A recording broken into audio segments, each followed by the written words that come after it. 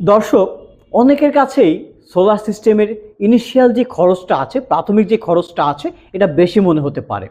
কিন্তু দর্শক, আপনি অন্যান্য যে কোনো পাওয়ার সাপ্লাইয়ের দিকে যদি আপনি তাকান, যেমন আপনি আইপিএসের কথাই ভাবেন অথবা জেনারেটরের কথাই চিন্তা করেন, আপনার প্রাথমিক খরচ কিন্তু সব জায়গায় আছে। এর পাশাপাশি আপনার আইপিএস আপনাকে যে বিদ্যুৎটা সাপ্লাই দিচ্ছে, এই ব্যাটারি চার্জ করার জন্য কিন্তু আপনার যে গ্রিডের যে বিদ্যুৎটা আছে, এটা থেকেই ব্যাটারিটা চার্জ করছে, ফলে আপনার বিদ্যুৎ বিল কিন্তু আরও বেড়ে যাচ্ছে। পাশাপাশি আপনি যদি জেনারেটরের কথা ভাবেন, প্রাথমিক খরচটা কিন্তু আছেই, কিন্তু যখন আপনি বিদ্যুৎটা ব্যবহার করবেন, আপনার বিদ্যুৎ যখন উৎপাদন হবে, এই তেলের পেছনে আপনার একটা বড় খরচ চলে যাবে।